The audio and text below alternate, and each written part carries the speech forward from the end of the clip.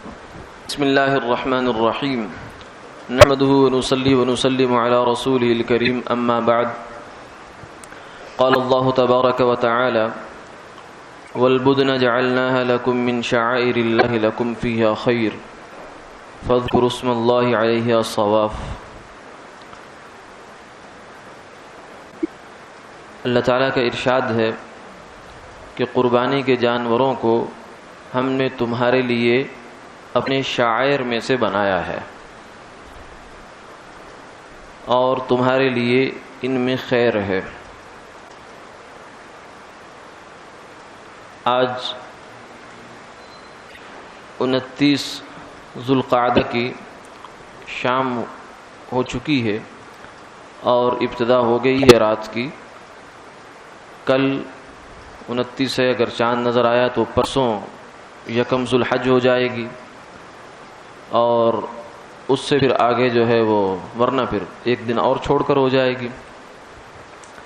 اس مناسبت سے ضروری معلوم ہوا کہ قربانی کے جو عید الاضحیٰ کے موقع پر ایک بڑا عمل ہے، اس سلسلے کے کچھ شرعی مسائل فضائل یہ ذکر کر دیے جائیں، کیونکہ عموماً یہ چیزیں نظروں سے اوجھل رہتی ہیں، جس کی وجہ سے کچھ مسائل سمجھنے میں اور پھر قربانی پر صحیح طریقے سے عمل پیرا ہونے میں دشواری پیش آتی ہے۔ تو اس سلسلے میں یہ آج کی نشست منعقد کی گئی ہے۔ اس میں انشاءاللہ تقریباً 1 گھنٹہ وقت لیا جائے گا، جس میں فضائل بھی ہوں گے، مسائل بھی ہوں گے اور پھر کچھ اخلاقیات جو ہیں وہ قربانی کی بیان کی جائیں گی۔ تو انشاءاللہ یہ 1 گھنٹے پر مشتمل ہے۔ پھر اس کے بعد آپ حضرات کو کے ذہن میں کوئی سوال ہوگا، کوئی جواب ہوگا تو اس کا انشاءاللہ ذکر کر دیا جائے گا۔ سب سے پہلا سوال یہ ہے کہ قربانی کیا ہے؟ ایک تو ہم نے خود اس کو سمجھا نہیں سمجھا، مسلمان گھرانے میں پیدا ہوئے، والدین مسلمان تھے، ان کو دیکھا وہ یہ کام کر رہے تھے، ہم بھی کرنا شروع ہو گئے۔ ایک صورت تو یہ ہے۔ دوسری بات یہ ہے کہ ہم ذرا اس پہ غور کریں کہ یہ قربانی ہے کیا؟ یہ صرف ایک جانور کا ذبح کرنا ہے، گوشت کاٹ کر گھر میں لانا، کھانا پکانا ہے، یا کچھ اس میں کچھ اور بھی ہے؟ صحابہ کرام رضوان اللہ علیہ مجمعین پر قربان جائیے، انہوں نے خود جناب نبی پاک صلی اللہ علیہ وسلم سے یہ پوچھا۔ ان کے بھی معاشرے میں یہ پریکٹس چل رہی تھی، لیکن انہوں نے حضور سے پوچھا یا رسول اللہ یہ قربانی کیا ہے؟ ما هذه الاضاحی یا رسول اللہ، یہ قربانی کیا ہے؟ جانور خریدتے ہیں، پالتے ہیں، پوستے ہیں، پھر ان کو ذبح کر دیتے ہیں، اور ہزاروں بلکہ لاکھوں کا جانور ہوتا ہے آج کل کے حساب سے، اور اس کے اوپر ایک دم چھری چلاتے ہیں، گوشت تو پھر اتنا ہی نکلتا ہے جتنا ایک عام جانور کا ہوتا ہے۔ تو یہ کیا ہے؟ کیوں کرتے ہیں ہم یہ قربانی؟ تو آپ صلی اللہ علیہ وسلم نے جواب فرمایا سنت ابیکم ابراہیم، یہ تمہارے باپ ابراہیم علیہ السلام کی سنت ہے، یعنی ان کی یادگار ہے، یہ ان کا جاری کردہ ایک طریقہ ہے جس کو اللہ نے ملت ابراہیمی کی ایک بنیادی جو ہے وہ چیز بنا دیا کہ جتنے بھی ملت ابراہیمی ہے اس پر جو عمل پیرا لوگ ہیں وہ سب اس پریکٹس سے گزریں گے۔ اور پھر صحابہ ملت ابراہیمی جو ہے وہ ہے کیا؟ یہاں میں تھوڑا سا اس چیز کو قربانی کو سمجھیں کے لیے، چونکہ قربانی کا تعلق حضرت ابراہیم علیہ السلام سے ہے، سنت ابراہیم کہہ دیا اس کو، تو اس سمجھنے کے لیے ہمیں حضرت ابراہیم علیہ السلام کا کچھ سمجھنا پڑے گا۔ ان کی واقعات ہم سنتے رہتے ہیں۔ اللہ رب العزت نے بالخصوص قرآن پاک میں ان کے بارے میں کئی جگہوں پر فرمایا، اور اس آیت مبارکہ میں جو سورہ بقرہ کی آیت لکھی ہے اس میں فرمایا کہ ابراہیم علیہ السلام کو ان کے خدا نے کئی باتوں میں آزمایا، ان کی آزمائش کی، امتحان لیا ان سے، اور اللہ کا امتحان اور بندے سے لیا جائے فَأَتَمَّهُنَّ، لیکن ابراہیم علیہ السلام ہر آزمائش میں نہ صرف کامیاب بلکہ 100% نمبر لے کے کامیاب ہوئے۔ اتمہن، پورا کر دیا۔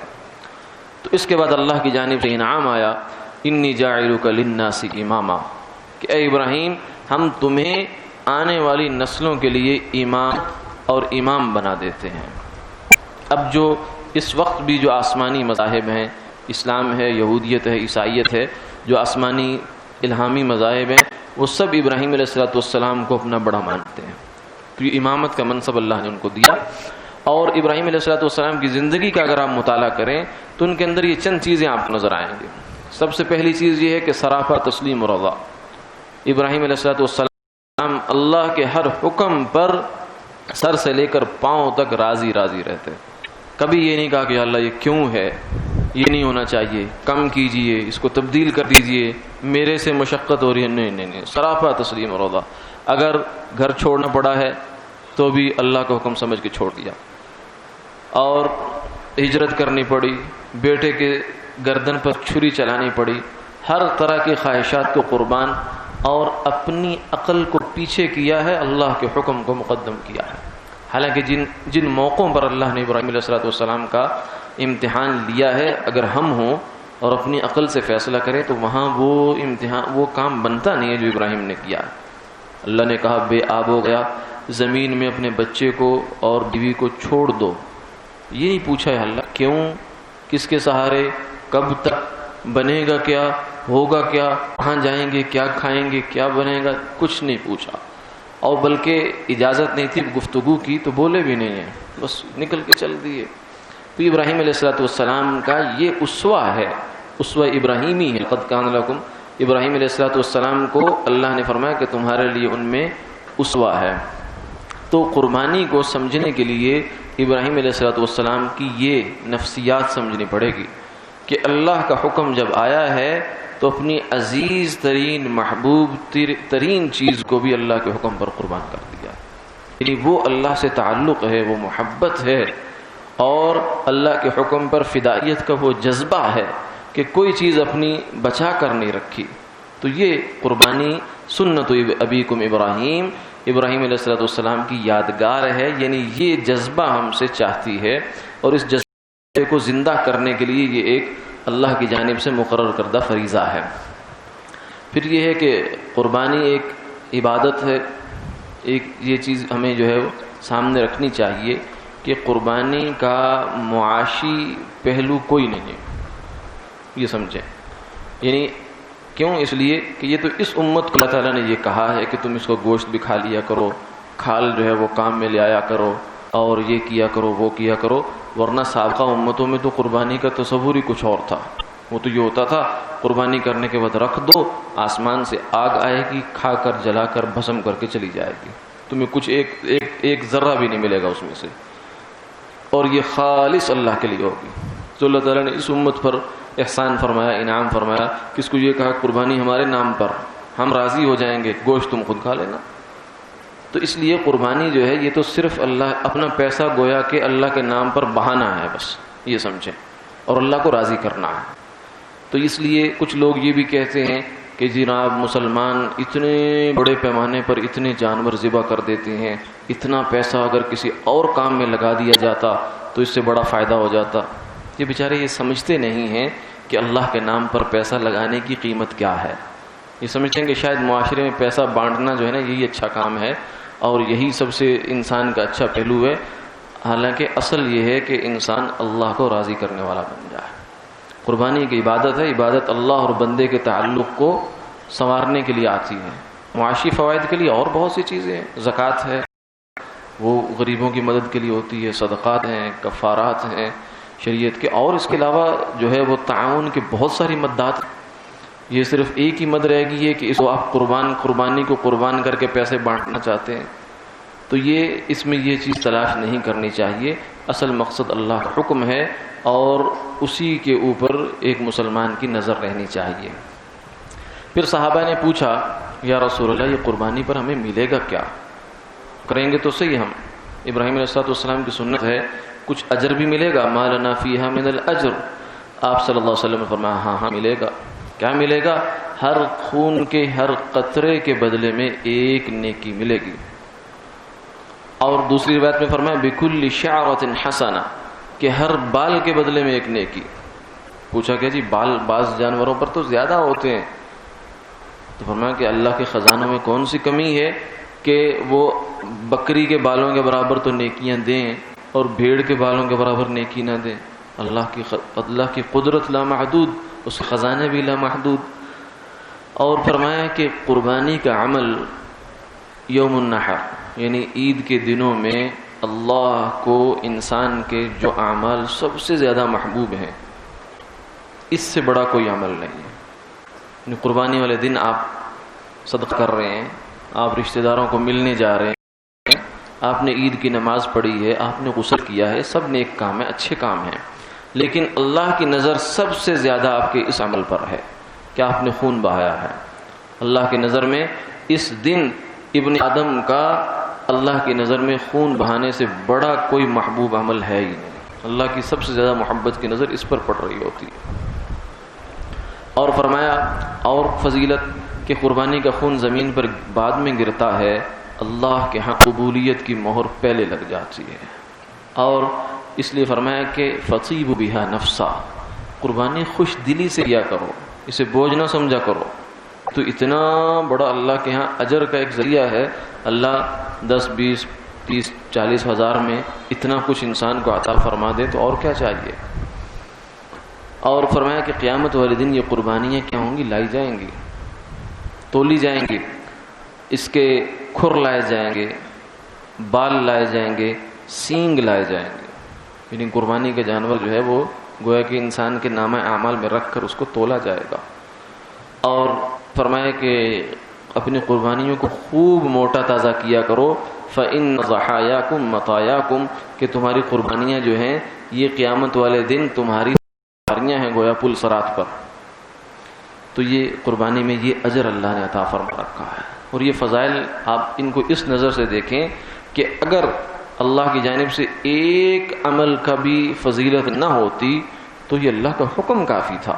اس لیے کہ اللہ کی نعمتوں کے سمندر میں تو ہم ڈوبے ہوئے ہیں. ہم مزید اللہ سے کیا تقاضا کرتے ہیں کہ ہمیں نماز پڑھنے پر یہ بھی دیا جائے، یہ بھی دیا جائے. اگر اللہ تعالیٰ یہ فرمائے کہ ایک نیکی نہیں ملے گی اور نماز پڑھنی ہے، تم نے تو پڑھنی تھی. ہم نے اس لیے کہ اس سے پہلے اللہ کی نعمتیں تو ہم ہر وقت سر سے لے کر پاؤں تک اللہ کی نعمتوں میں ڈوبے ہیں، تو سب اس کا شکر ہے. اب یہ ہے کہ قربانی کرتے ہوئے ہماری نیت کیا ہونی چاہیے. انما الاعمال بالنیات، فرمایا کہ اعمال کا دار و مدار جو ہے وہ نیت پر ہے. نیت بڑی چیز ہے، نیت قبلہ ہے، نیت ساری چیزوں کو متعین کرتی ہے.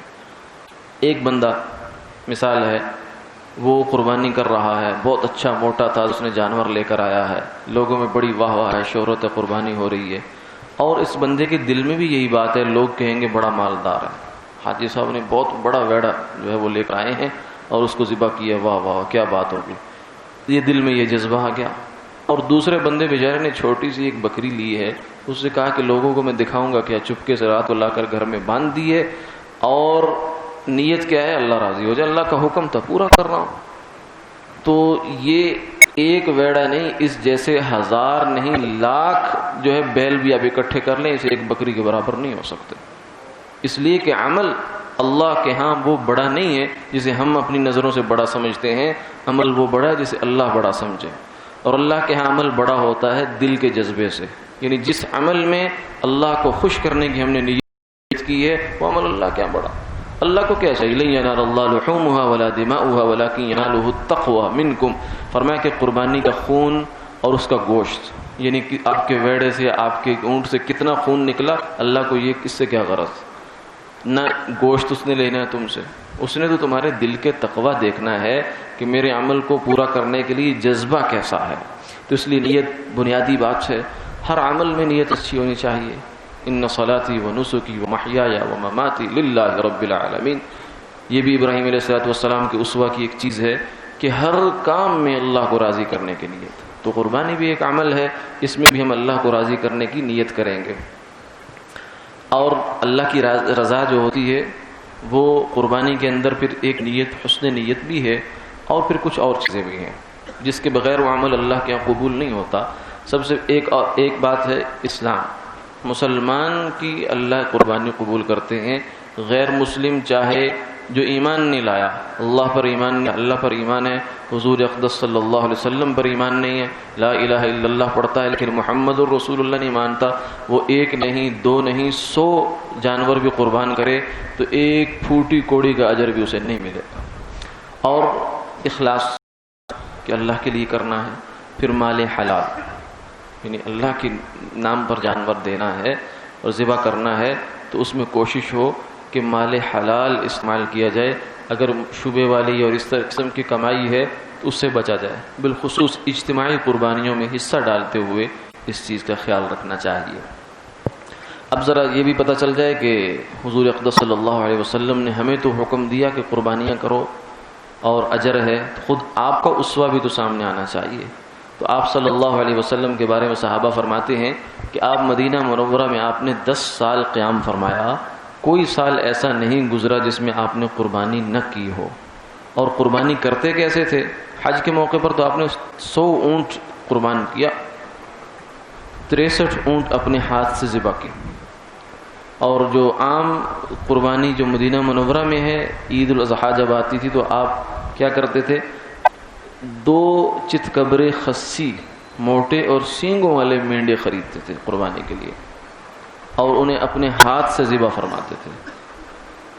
تو یہ آپ صلی اللہ علیہ وسلم کا قربانی کا معمول تھا، ایک جو ہے آپ اپنے طرف سے اور ایک پوری امت کے لوگوں کی طرف سے ذبح کرتے تھے اور ان کو ثواب اس کا پہنچاتے تھے۔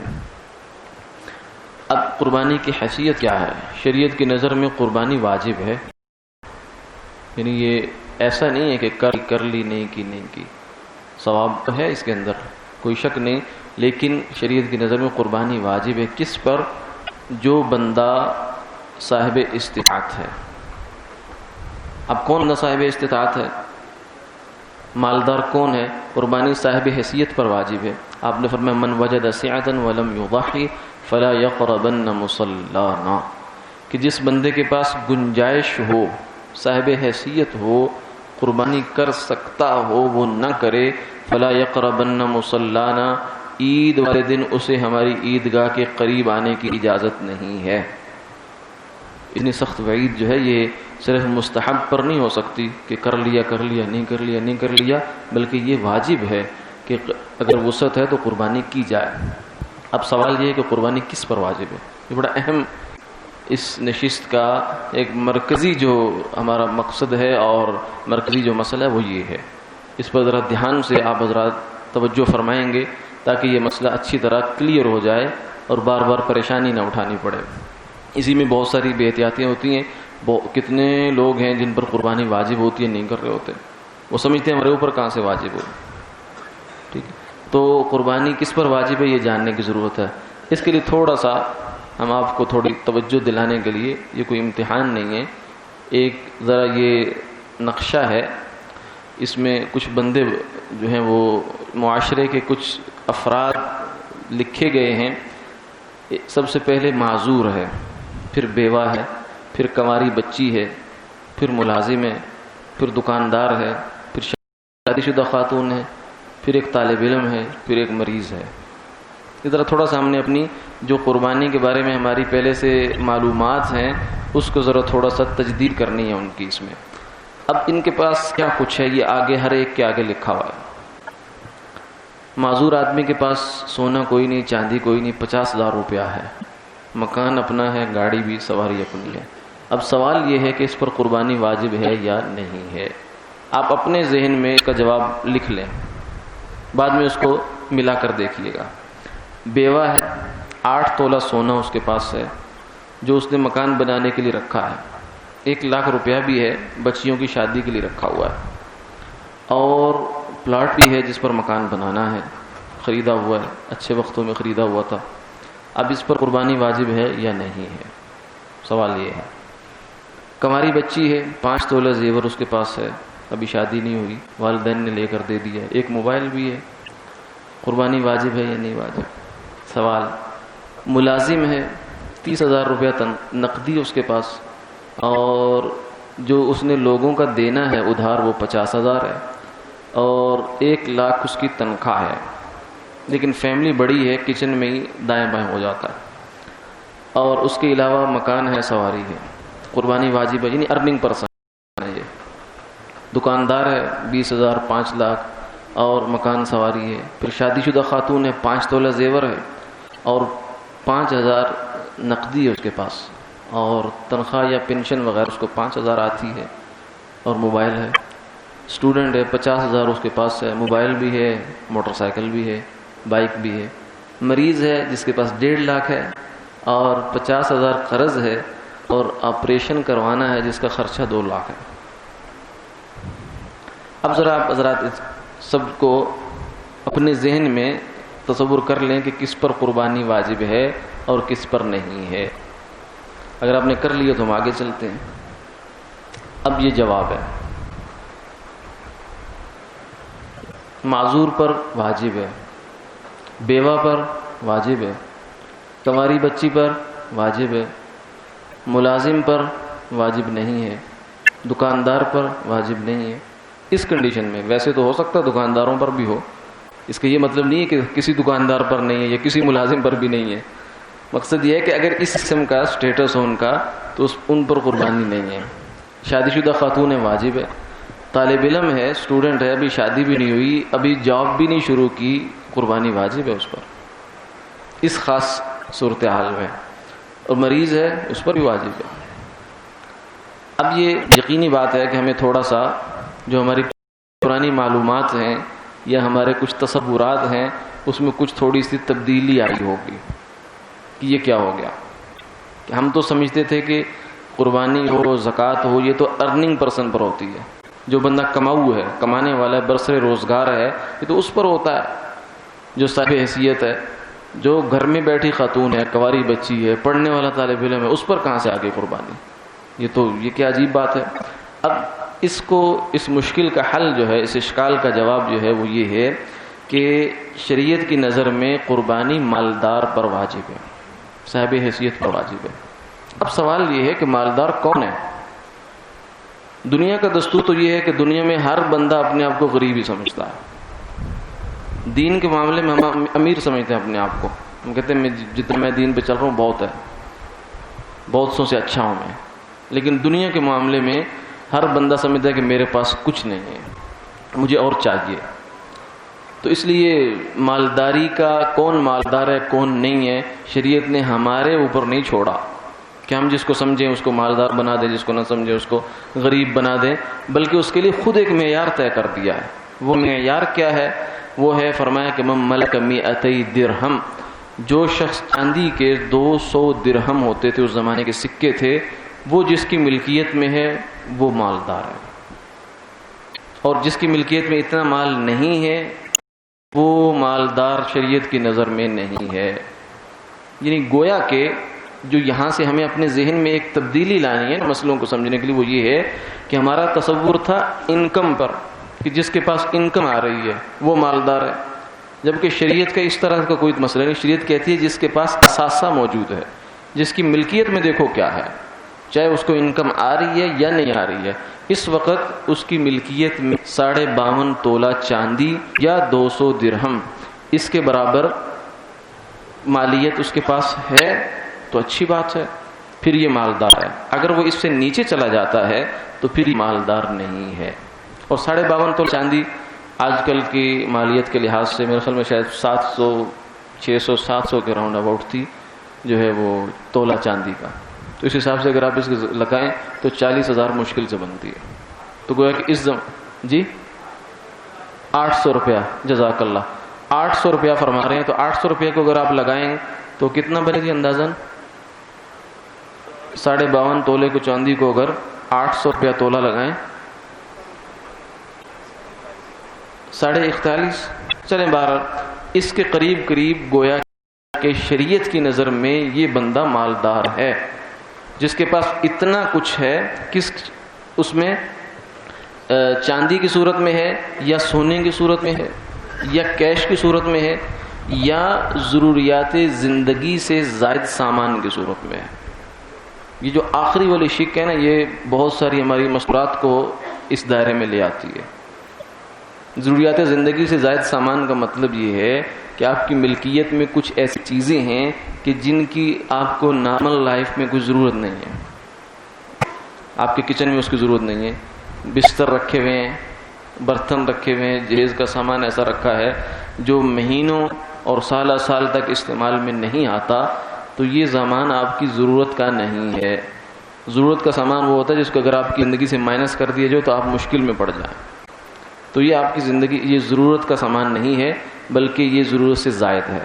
تو سونے کی شکل میں بھی، یعنی سونا اگر کسی کے پاس 1 تولہ ہے، مسئلہ یاد رکھنے کے لیے یوں سمجھیں، آج کل کے زمانے میں اگر کسی کے پاس 1 تولہ سونا ہے تو اس پر بھی قربانی واجب ہے، اور 45 ہزار روپیہ ہے تو اس پر بھی واجب ہے، اور اگر اتنی چاندی ہے تو اس پر بھی واجب ہے، یا پھر مال تجارت ہے، دکان کے اندر سامان ہے، پلاٹ ہے جو قابل فروخت ہے، اور اس پر بھی واجب ہے، یا پھر آخری چیز یہ ہے کہ ضروریات زندگی سے زائد اس کے پاس 52.5 تولہ چاندی کے برابر مالیت کا سامان ہے تو اس پر بھی واجب ہے۔ تو یہ جو ہے قربانی کا وجوب ہے۔ اور قربانی اور زکوٰۃ میں تھوڑا سا فرق ہوتا ہے، وہ یہاں سمجھ لیں کہ زکوٰۃ کا نصاب تھوڑا سا ٹائٹ ہوتا ہے، اس میں صرف 4 چیزیں ہم کاؤنٹ کرتے ہیں: سونا، چاندی، نقدی اور مال تجارت، فار سیل کوئی بھی چیز آپ کے پاس ہے، اور لیکن اس میں ہم 5ویں چیز بھی شمار کر لیتے ہیں، ضروریات زندگی سے زائد سامان، وہ بھی آ جاتا ہے۔ اس وجہ سے قربانی کے وجوب کا دائرہ ہمارے معاشرے میں ایک طبی بات ہے کہ وہ زیادہ بڑا ہو جاتا ہے زکوٰۃ سے، یعنی ایسا ہو سکتا ہے کہ زکوٰۃ معاشرے میں مثلا 60% لوگوں پر آتی ہے اور قربانی 80% لوگوں پر آ جائے، یہ عین ممکن ہے۔ اور اس لیے ہر صاحب نصاب، اور اس میں بھی یہ یعنی شریعت نے صرف اس چیز کو ملحوظ رکھا ہے کہ آپ کی ملکیت میں کیا ہے، مرد ہیں، عورت ہیں، شادی شدہ ہیں، کنوارے ہیں، صاحب روزگار ہیں، بے روزگار ہیں، کچھ بھی ہیں، اس سے بالکل کوئی غرض نہیں ہے۔ لہذا ہر بندے پر اگر اس سطح تک پہنچ جاتا ہے تو اس پر قربانی کرنا واجب ہے۔ ہاں کچھ استثناءات ہیں، مسافر پر قربانی نہیں ہے۔ ایک چیز یہ ہوتی ہے بعض دفعہ پریکٹس میں آتی ہے کہ لوگ قربانی میں گھر سے ایک قربانی کر رہے ہوتے ہیں اور ہر دفعہ کہتے ہیں اس دفعہ میاں کی، اگلی دفعہ بیوی کی، اس سے اگلی دفعہ بڑی بچی کی، اس سے اگلی دفعہ جو ہے بیٹے کی، اس سے اگلی دفعہ فلاں کی، فلاں فلاں فلاں فلاں دادا دادی کی، اس طریقے سے ہر سال اس کی نامینیشن جو ہے وہ بدلتے جاتے ہیں۔ تو یہ درست طریقہ نہیں ہے۔ صحیح یہ ہے کہ جس پر جو اپنے آپ کے گھر سے جتنے افراد ہیں، جو صاحب حیثیت ہیں وہ سب قربانی دیں گے، اور جو صاحب حیثیت ہے وہ اپنی قربانی دے گا۔ ہاں اس کے بعد آپ کو کسی اور کے لیے دینی ہے، والدین کے لیے دینی ہے اور یا کسی بچے کے لیے نہیں ہے تو اس کا الگ دیں گے۔ یہ نہیں ہے کہ ایک ہی بکری جو ہے وہ ہر سال نئے لوگوں کی طرف سے قربان ہو رہی ہے تو جس پر اپنی قربانی ہوگی وہ رہ جائے گا۔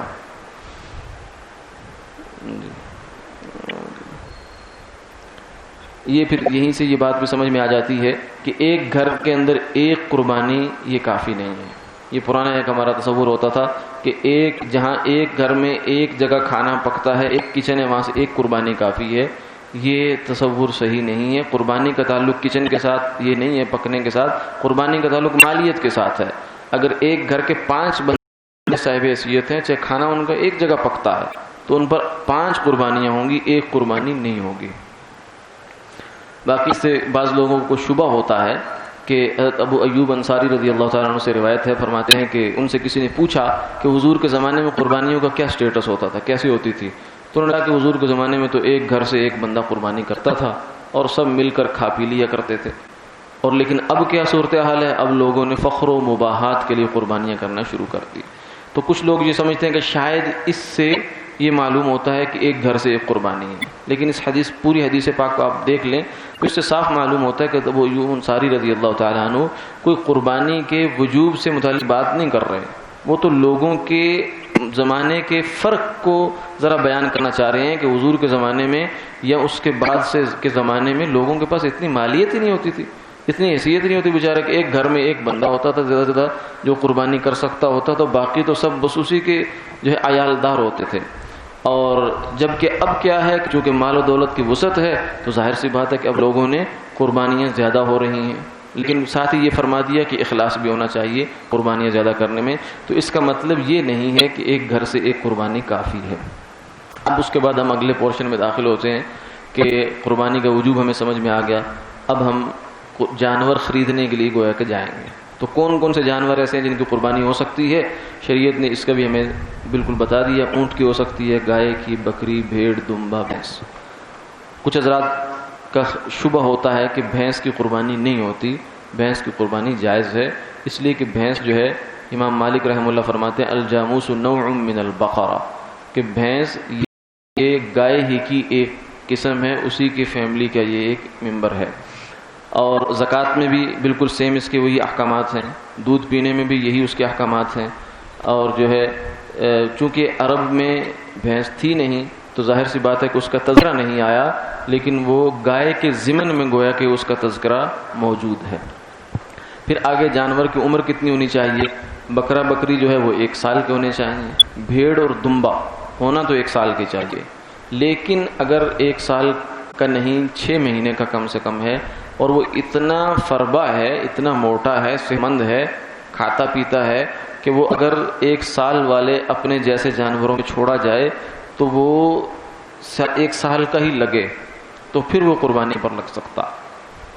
تو یہ جو ایک عام ایک تصور چل پڑا ہے کہ بس جو ہے وہ بھیڑ دمبا 6 مہینے کا ہو لگ جاتا ہے، وہ بلی کے سائز کا ہو، یہ درست نہیں ہے. اور گائے بھینس جو ہے 2 سال کی ہونی چاہیے، اونٹ 5 سال کا. حدیث پاک اس کے لیے آتی ہے کہ آپ نے فرمایا کہ قربانی کا جانور مسنہ ہونا چاہیے. مسنہ وہ جانور ہوتا ہے جس کے دودھ کے دانت گر کر دوسرے دانت نکل آتے ہیں. تو وہ عمریں مختلف ہیں، بکری میں 1 سال میں ہوتا ہے، گائے اور بھینس میں 2 سال میں ہوتا ہے، اونٹ میں یہ عمر 5 سال پہ جا کر پوری ہوتی ہے. اور پھر جانور جو ہے وہ اللہ کے راستے میں نہ ہے تو وہ عیوب سے پاک ہونا چاہیے، عیب دار نہیں ہونا چاہیے. خود سیدنا علی کرم اللہ تعالیٰ وجہ فرماتے ہیں کہ حضور اقدس صلی اللہ علیہ وسلم نے ہمیں اس بات کا حکم دیا تھا کہ جانور خریدتے ہوئے ٹٹول لیا کرو، اچھی طرح دیکھ بھال کیا کرو کہ اس کی آنکھ میں کوئی مسئلہ تو نہیں ہے اور اس کی ٹانگ میں کوئی مسئلہ تو نہیں ہے، یا اس کے کوئی اس قسم کا اس کو عیب تو نہیں ہے، کان کوئی کٹا ہوا چرا ہوا اس طرح کوئی مسائل تو نہیں ہے، تاکہ اللہ کے راستے میں جو جانور دینا ہے وہ عیوب سے سالم اور پاک ہو. اب کچھ عیوب ایسے ہیں کہ جن کو اگر جانور کے اندر یہ ہوں تو قربانی نہیں لگے گا. اندھا ہو، کانا ہو، 1 آنکھ نہ ہو، یا 1 آنکھ جو ہے 1/3 سے زیادہ اس کی روشنی ختم ہو چکی ہو تو بھی نہیں لگے گا. اور 1/3 سے زیادہ 1/3 سے زیادہ جو ہے اس کا کان کٹا ہوا ہے، 1/3 سے زیادہ اس کی دم کٹی ہوئی ہے، لنگڑا ہے، اپنے پاؤں پر چل نہیں سکتا، چلنے میں پاؤں لگا نہیں سکتا، تو اس کی بھی قربانی نہیں ہے. دبلا یعنی اتنا پتلا اتنا مریل ہے بیچارہ کہ اس کی ہڈیوں کا گودا جو ہے وہ بھی ختم ہو چکا ہے، بالکل اتنا پتلا دبلا جانور جو ہے اس کی قربانی بھی نہیں لگتی. دانت بالکل بھی نہیں ہے تو اس کی بھی نہیں لگے گی. سینگ جڑ سے اکھڑا ہے جس کا اثر دماغ تک پہنچ گیا ہے، اس کی قربانی بھی نہیں لگتی.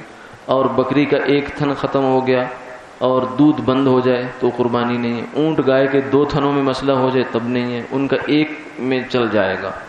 نجاست کھانے والا ایسا جانور جس کے گوشت سے بدبو آتی ہو، یعنی نجاست کھاتا ہو اب اس کا گوشت بدبو ہو چکے ہو تو اس کی قربانی بھی نہیں ہے.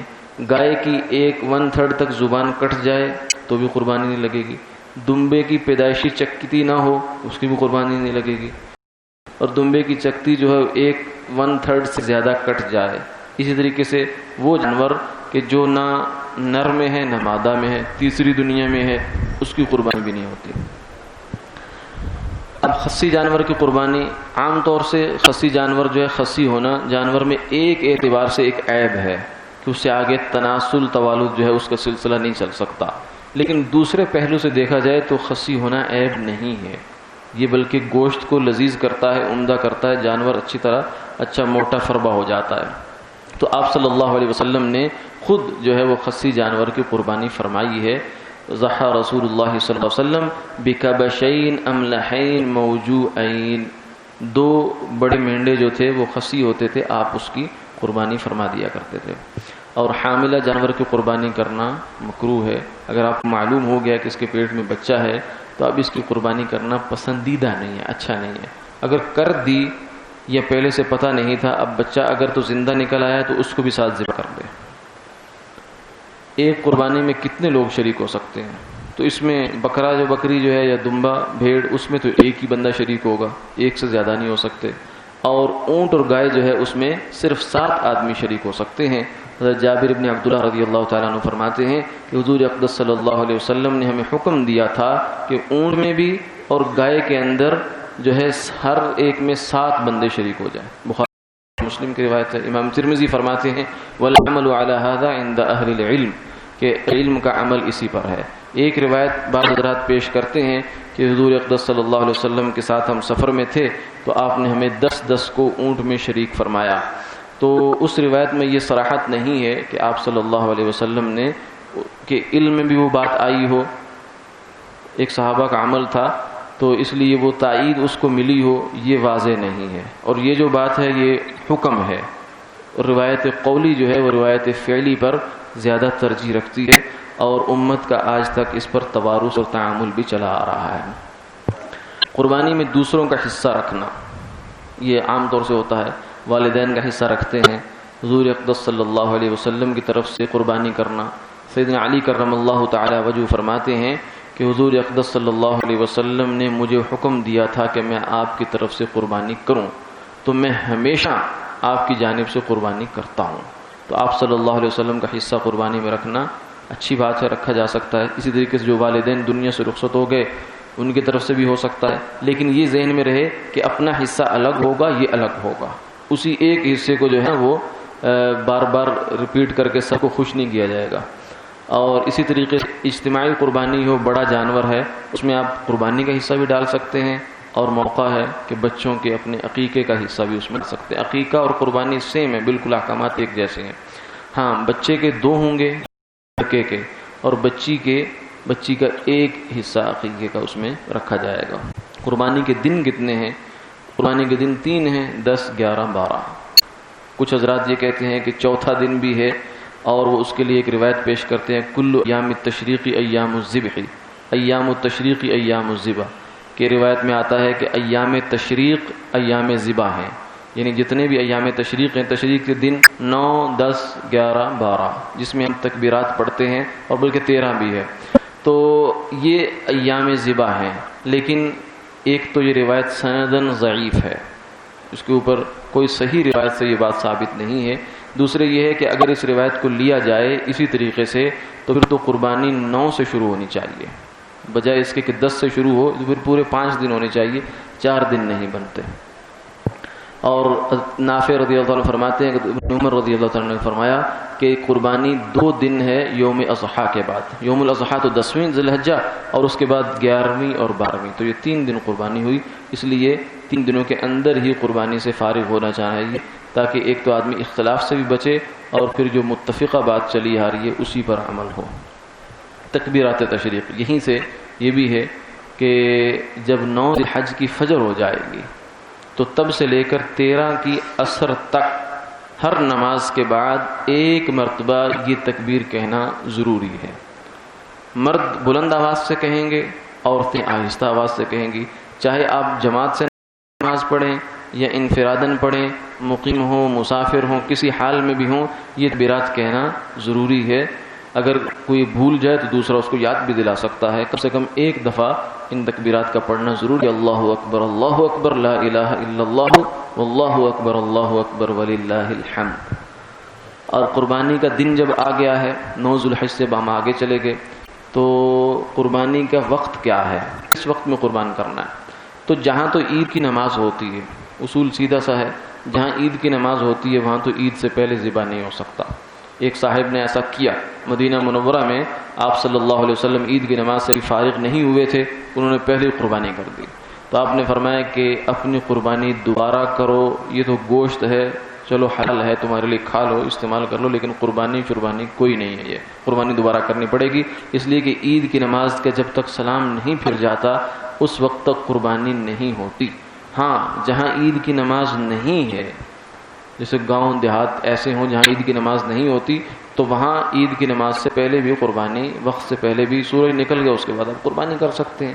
اور اسی طریقے سے ایک اور مسئلہ یہ ہے کہ شہر میں اگر کئی جگہوں پر عید کی نماز ہوتی ہے تو پہلی عید کی نماز کہیں بھی ہو گئی تو پورے شہر کی قربانیاں جائز ہو جاتی ہیں.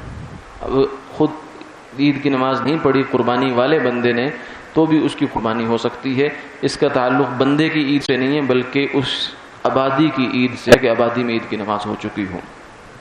تو اس لیے یہ بھی ایک سہولت سے فائدہ اٹھایا سکتا ہے. لیکن ویسے کوشش یہ کرنی چاہیے کہ عید کی نماز حضور اقدس صلی اللہ علیہ وسلم کا معمول تھا کہ قربانی کی عید تو بہت جلدی پڑا کرتے تھے، بس سورج جو ہے وہ یوں نکلا اور اپنے مکروہ وقت سے باہر نکلا تو آپ نے فوراً عید کی نماز پڑھ دی۔ اب بھی عرب کے اندر اس پر معمول ہوتا ہے، ہمارے یہاں کوشش ہوتی ہے کہ بہت تاخیر کر دی جاتی ہے اور پھر عصر تک ایک دوسرے سے پوچھ رہے ہوتے ہیں کہ گوشت آیا کہ نہیں آیا۔ بھئی پہلے جو 3 گھنٹے آپ نے ضائع کر دیے ہیں، اگر وہ اس کام میں لگائے ہوتے تو ظہر تک ہی آ جاتا، عصر تک انتظار نہ کرنا پڑتا۔ اس لیے عید کی نماز کو کوشش کریں جلدی ہو جائے۔ اور پھر قربانی کے مستحبات ہیں کچھ، اپنے ہاتھ سے ذبح کریں، بہتر ہے۔ جس کی قربانی ہے اگر حوصلہ ہے اس کے اندر تو اپنے ہاتھ سے ذبح کرے، کوئی مشکل مسئلہ نہیں، حوصلہ نہ بھی ہو کرنے سے انشاءاللہ پیدا ہو جائے گا، ورنہ کم سے کم پاس موجود رہیں، جس کی قربانی ہو رہی ہے وہ پاس موجود رہے۔ اور عورت بھی پردے کی رعایت کے ساتھ قربانی ذبح کر سکتی ہے، اگر اس کے محرم ہیں وہاں موجود ہیں جو جانور کو پکڑیں گے تو وہ بھی چھری پھیرنے سے پھیر سکتی ہے۔ حضرت ابو موسیٰ اشعری رضی اللہ تعالیٰ عنہ فرمایا کرتے تھے، اپنی بچیوں کو یہ حکم دیتے تھے کہ اپنی قربانیاں اپنے ہاتھ سے ذبح کرو۔ عربوں کے ہاں تو ذبح کرنا ایک طرح مسئلہ نہیں ہوتا تھا، ہمارے ہاں تھوڑا سا اس کو مردوں کا بھی حوصلہ ذرا کم ہی پڑتا ہے۔ بسم اللہ کا خیال رہے، ذبح کرتے ہوئے بسم اللہ پڑھنی ہے، تو کافر سے ذبح نہ کروائیں، کیونکہ کافر تو تسبیحیں پڑھے گا نہیں، تو پھر تو جانور کے حلال ہونے کا مسئلہ ہوگا۔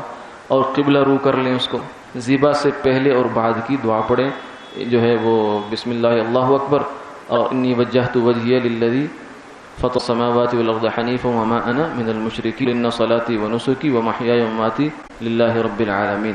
اور اونٹ کو نحر کریں، یہ بھی مسنون ہے۔ اونٹ کی جو گردن ہے اس کی، ویسے جانور کی 4 رگیں ہوتی ہیں جن میں سے کوئی سی 3 رگیں بھی کٹ جائیں تو جانور ذبح ہو جاتا ہے۔ جیسے 4 کٹیں اچھا ہوتا ہے، 3 کٹ جائیں تو جانور حلال ہو جاتا ہے۔ ایک تو سانس کی نالی ہوتی ہے، ایک جو ہے وہ اس کی خوراک کی نالی ہے، اور 2 سائیڈ پہ رگیں ہوتی ہیں جن سے خون فوارے کی طرح پھوٹ کر نکلتا ہے۔ تو ان میں سے کوئی سی 3 بھی کٹ جائیں تو جانور ذبح ہو جاتا ہے۔ لیکن اونٹ میں اللہ رب العزت کا ایک نظام ہے، چونکہ بڑا جانور ہے تو اس کو قابو کرنا، لٹانا، باندھنا یہ بہت مشکل کام ہے۔ تو اس کی اللہ نے اس کی جو رگیں ہیں وہ یہاں جہاں سے اس کا سینہ اور گردن آپس میں مل رہے ہوتے ہیں، نیچے ایک جگہ ہوتی ہے، وہ چاروں رگیں اس طریقے سے اکٹھی ہوتی ہیں کہ آپ کوئی سی بھی تیز نوک والی چیز اس کو وہاں ایسے مار دیں، جگہ بھی بڑی نرم سی ہوتی ہے، تو وہ چاروں رگیں ایک دم اکٹھی کٹ جاتی ہیں۔ تو اس کا طریقہ یہ ہوتا ہے کہ اس کا ایک جو گھٹنا ہوتا ہے اس کو باندھ لیا جاتا ہے، باقی اونٹ ویسے ہی کھڑا رہتا ہے، تو چپکے سے جا کر اس کو وہ نہر کر دیتے ہیں، وہاں گردن میں چھری مارتے ہیں، جس سے اس کا خون ایسے فوارے کی طرح نکلتا ہے اور وہ تھوڑی دیر میں آرام سے ٹھنڈا ہو کر بیٹھ جاتا ہے۔ تو اونٹ میں نہر افضل ہے، اور گائے بکری وغیرہ میں ذبح کرنا جو ہے یہ افضل ہے۔ اور پھر اونٹ کو جو ہے، بلکہ ہر گھر کے بارے میں ہی یہ اصول ذہن میں رہے کہ ذبح کرتے وقت ضرورت سے زیادہ تکلیف نہ دو۔ ایک صاحب کو آپ صلی اللہ علیہ وسلم نے دیکھا کہ وہ جانور کو ذبح کرنے کے لیے لے جا رہے ہیں اور اس کو ایک ٹانگ سے پکڑا اور گھسیٹتے ہوئے چلے جا رہے ہیں بے دردی کے ساتھ۔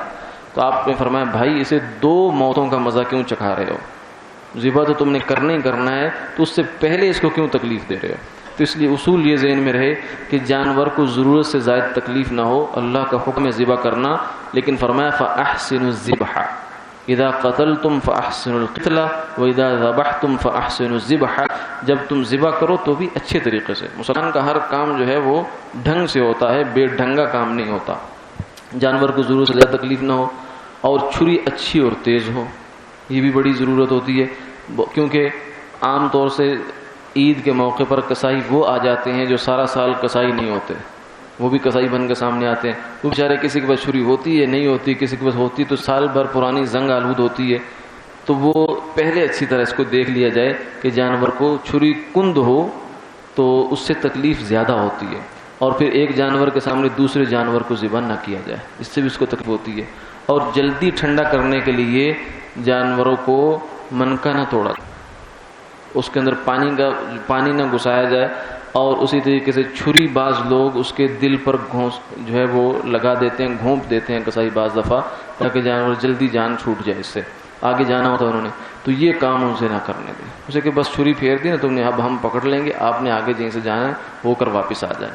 تو یہ جانور کو ضرورت سے زیادہ تکلیف نہ دیں. اس سے یہ بھی نقصان ہوتا ہے کہ جب آپ اس طرح کا کام کرتے ہیں تو جانور کا خون پوری طرح اپنے طبیعی طریقے سے جسم سے نہیں نکل پاتا, اور یہ طبی لحاظ سے بھی نقصان دہ چیز ہو سکتی ہے. اور اسی طریقے سے رگیں کاٹنے میں مبالغہ نہ کریں. بس وہ 3-4 رگیں میں نے عرض کر دی, ان میں سے 3 کوئی سی بھی کٹ جائیں اور بڑی آرام سے کٹ جاتی ہیں. اگر صحیح طریقے سے گردن کو پکڑا ہوا اور چھری تیز ہو تو بس 2 دفعہ ہی پھیرنے سے 3 دفعہ پھیرنے سے وہ رگیں آرام سے کٹ جاتی ہیں.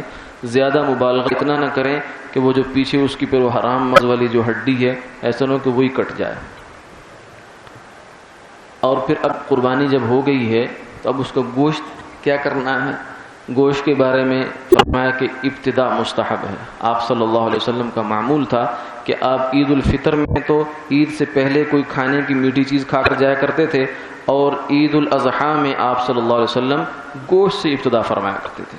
تو یہ تبھی ہو سکتا ہے جب عید جلدی پڑ جائے اور اس کے بعد جلدی جو ہے جانور کو ذبح کرنے کا وہ کیا جائے. اب اس کو کچھ لوگ یہ سمجھ لیتے ہیں کہ شاید یہ روزہ ہوتا تھا کہ جب تک عید نہیں پڑی اس وقت تک کوئی چیز نہیں کھانی. یہ روزہ نہیں ہے, عید والے دن روزہ نہیں ہوتا, مسلمان کا روزہ نہیں ہوتا. پھر اجتماعی قربانی میں کچھ چیزوں کا خیال رکھنا ہے. جہاں اکٹھے حصے پڑتے ہیں تو سب ڈھیریوں میں سب حصوں میں ایک جیسا گوشت ہونا چاہیے. بعض دفعہ ایسا ہوتا ہے کہ جانور پورا ہونے میں دیر ہے تو کہتے ہیں کہ چلو کچھ ٹکڑا لے لو, اس کو پکا لو. تو وہ ٹکڑا بھی جو لیا جائے تو وہ اتنا بڑا ٹکڑا لیں کہ جس کو 7 حصوں میں بانٹ لیں, اور وہ باقی سب کو بھی اسی طرح کا گوشت دے دیں. ایسا ہو کہ آپ کے گھر میں تو ران کا گوشت چلا جائے اور باقی بیچارے جو ہے وہ اس سے محروم رہیں. اجتماعی قربانی میں یہ بھی کوشش ہو کہ گوشت تول کر تقسیم کیا جائے, کیونکہ گوشت ان چیزوں میں سے ہے کہ جو آپس میں جب ان کو تقسیم کیا جاتا ہے تو اس میں سود کا اندیشہ ہوتا ہے. تو تول کر تقسیم کریں گے تو اس اندیشے سے نکل جائیں گے, اور شرکاء کے آپس میں جو ہے وہ بھی صحیح رہے گا کہ ہمارے ساتھ ناانصافی نہیں ہوئی. کیونکہ انسانی فطرت ہے کہ اس کو اپنی چیز تھوڑی لگتی ہے, دوسرے کی زیادہ لگتی ہے. ہاں اگر گوشت تو تول میں مشکل ہو تو پھر یہ ہے کہ گوشت کے ساتھ کچھ ایسی چیزیں ملا لیں جو گوشت شمار نہیں ہوتی شریعت کی نظر میں. کلیجی ہے, سری ہے, پھیپھڑے, پائے, دل, گردے وغیرہ, یہ ہر ڈھیری پر یہ چیزیں ہو جائیں گی تو پھر 19-20 کا فرق معاف ہو جائے گا. لیکن فرق 19-20 ہی کا ہونا چاہیے, 15-20 کا نہیں ہونا چاہیے. قربانی کی کھال کے بارے میں کیا ہے؟ قربانی کی کھال کے بارے میں اصول یہ ہے, یہ ذرا اچھی طرح سمجھ لیں کیونکہ ہمارے ہاں ڈیم کی کھالوں کا بھی ایک ایشو چل رہا ہے آج کل. تو اصول یہ ہے کہ کھال جب تک کھال ہے اس وقت تک آپ اس کو استعمال کریں. آپ کی چیز ہے, اس کا مسلح بنا لیں, مشکیزہ بنا لیں, اور کوئی اور چیز بنا لیں.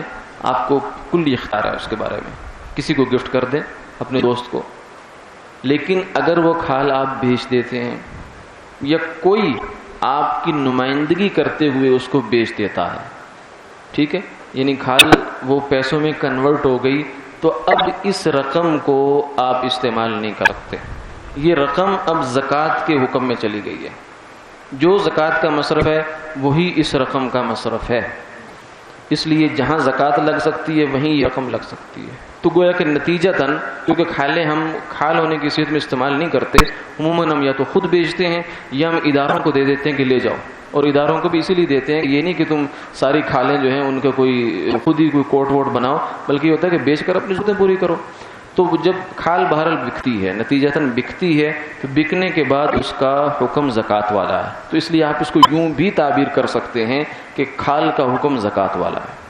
ٹھیک ہے, جہاں زکوٰۃ لگ سکتی ہے وہیں پر کھال لگ سکتی ہے. اور زکوٰۃ کے بارے میں پچھلی بھی ہم نشست میں عرض کر چکے ہیں کہ زکوٰۃ مستحق زکوٰۃ شخص کو لگتی ہے, دیوار کو نہیں لگتی, ادارے کو نہیں لگتی, بلڈنگ کو نہیں لگتی, سڑک کو نہیں لگتی, کسی چیز کو نہیں لگتی. شخص کو جو غریب مستحق ہوتا ہے 52.5 تولہ چاندی کی مقدار سے جو نیچے ہوتا ہے, اس شخص کو زکوٰۃ لگتی ہے.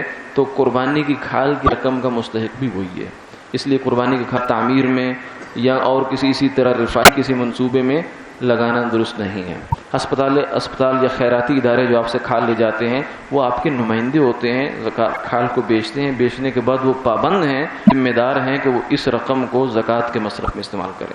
تو اس لیے اس ادارے کو کھال دی جائے, اس ادارے کو دی جائے جو زکوٰۃ کے مصرف میں اس کو استعمال کرنے کا ان کے پاس سسٹم موجود ہے, مسائل جانتے ہیں اور ذمہ دار ہیں. قربانی کا گوشت بعض لوگ کہتے ہیں کہ بھاری ہوتا ہے، بھاری نہیں ہوتا. اگر بھاری ہوتا تو حضور اقدس صلی اللہ علیہ وسلم اس کو استعمال نہ فرماتے. ہاں اگر کسی کو شدید کو مجبوری ہے، کوئی عذر ہے، بیماری ایسی ہے کہ واقعی ڈاکٹر نے اس نے کر رکھا ہے، طبیب نے، تو وہ چلو تھوڑا بہت کھا لے برکت کے لیے، زیادہ نہ کھائے. لیکن اس میں ایسا کوئی مسئلہ نہیں ہے، بھاری کوئی نہیں ہوتا. اور قربانی کا گوشت 3 دن استعمال کرنا کوئی لازمی نہیں ہے، آپ مہینہ بھی استعمال کر سکتے ہیں.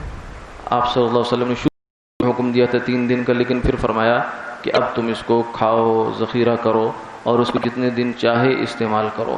مستحب یہ ہے کہ گوشت کے 3 حصے کر لیے جائیں، ایک رشتہ داروں کو دے دیا جائے اور دوسرا جو ہے قریب غربا مساکین کو دیا جائے اور تیسرا اپنے اہل خانہ کے لیے. اگر کوئی بندہ عیال دار ہے، زیادہ اس کے کھانے والے ہیں، تو وہ اگر سارا گوشت بھی رکھنا چاہے رکھ سکتا ہے، لیکن بہرحال غریبوں کو ایسے موقع پر نظر انداز نہیں کرنا چاہیے. پھر حلال جانور میں 7 چیزیں حرام ہیں، یہ بڑی اہم بات ہے.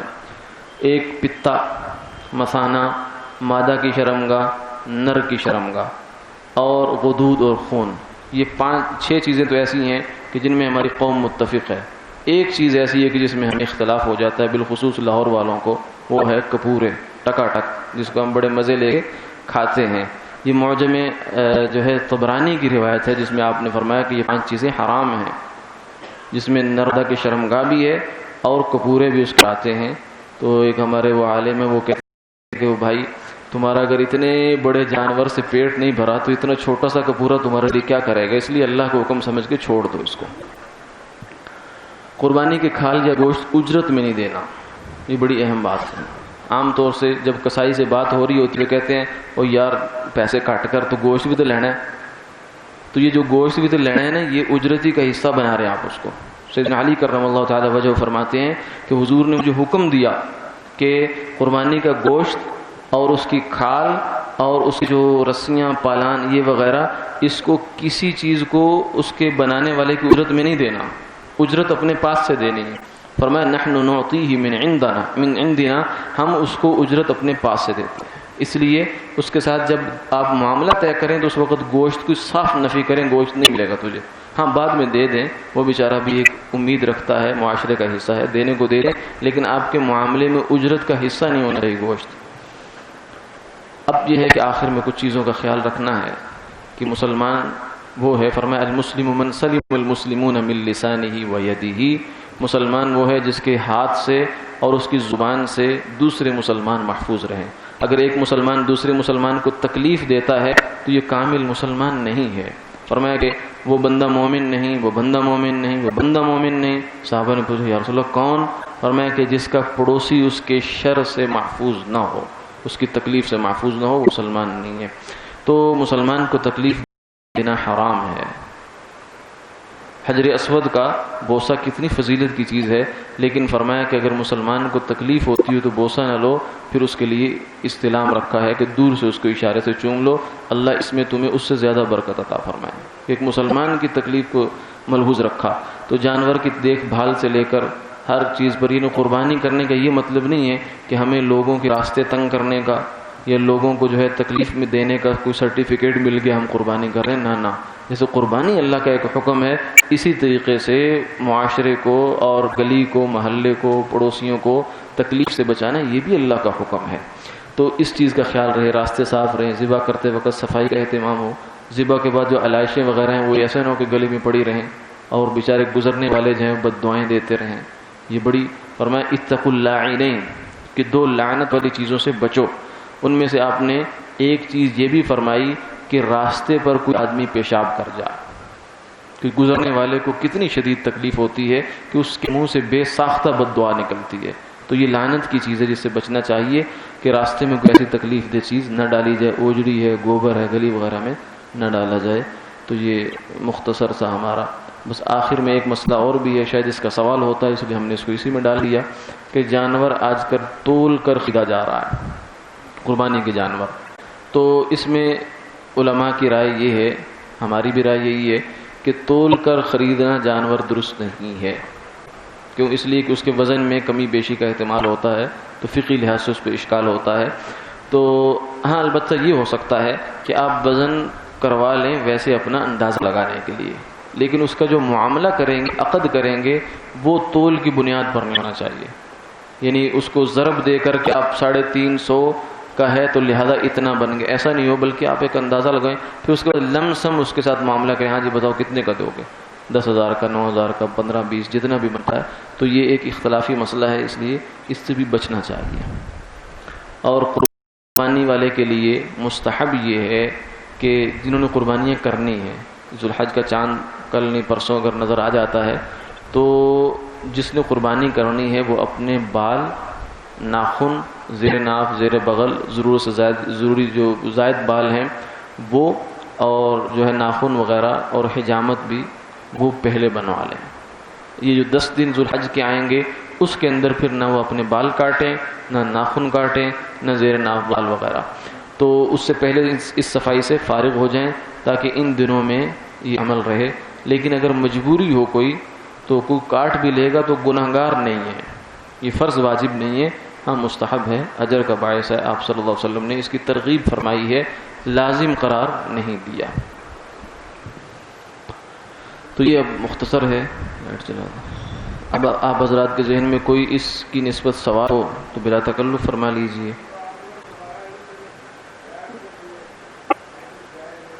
جی جی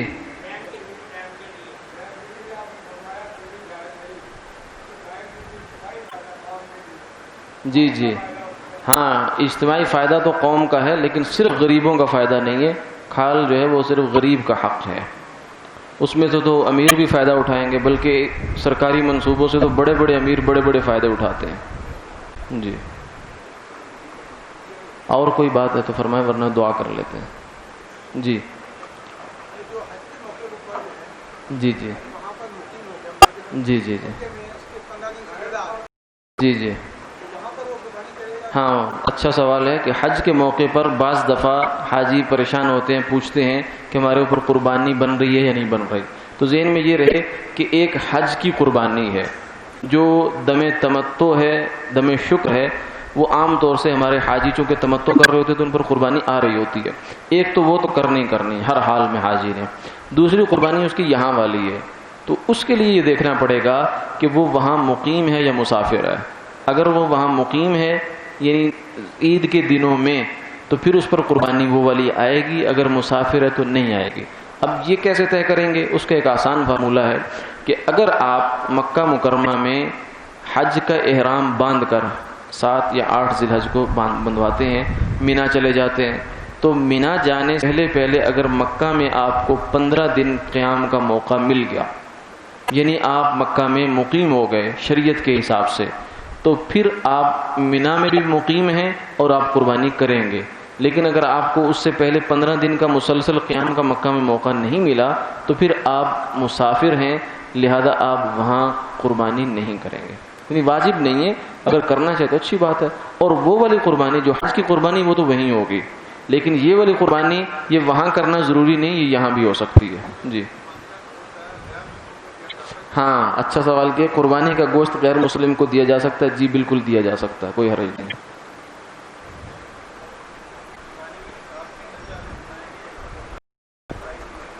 جی جی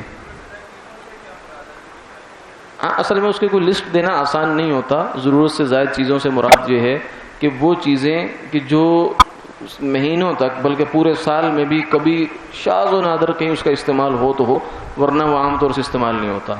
گھروں میں جو جہیز کا سامان عام طور سے عورتیں لاتی ہیں وہ اکثر ضرورت سے زائد ہی ساری عمر پڑا رہتا ہے ان کا. یا کباڑ ہوتا ہے آپ کا، چیزیں ٹوٹی پھوٹی ہوئی وہ سٹور میں جمع کرتے جا رہے وہ بس کبھی خیال ہی نہیں ہوا کتنا کچھ ہو گیا، وہ بھی اس میں شمار ہوگا. اس کا جو بھی ویلیو اس وقت کی ہے وہ بھی اس میں لگے گی. جی جی جی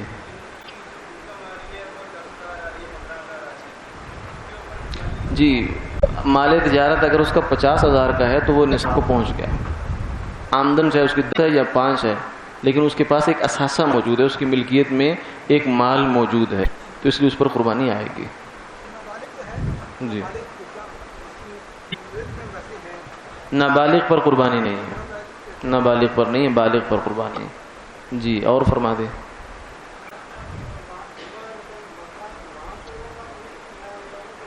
جی جی سمجھ لیا ہے مجھے سوال پر. نہ ذبح کے وقت منکا نہیں توڑنا. وہ کرنے والے سب کچھ کرتے ہیں، اسی لیے عرض کیا تھا نا یہ غلط کام ہو رہے ہیں. منکا توڑنے کا مطلب ہوتا ہے کہ آپ اس کو فوراً بے حس کر دیتے ہیں. جو اس کی ایک حصہ آخر میں چل رہی ہوتی ہے، خون وہ نکال رہا ہوتا ہے محسوس کر کے، وہ اس کو ختم کر دیتے ہیں آپ. تو یہ غلط کام ہے جو ذبح میں ہو رہا ہوتا ہے. جی جی جی جی جی جی بالکل آئے گی. بیٹی کے پاس فرما رہے ہیں زیور ہے لیکن وہ باپ کے زیر کفالت ہے، تو بیٹی کو اگر وہ زیور کی مالک ہے تو اس پر قربانی آئے گی. اب وہ چاہے زیور میں سے توڑ کر دے یا باپ اس کی طرف سے دے. جی جزاک اللہ. جی جی جی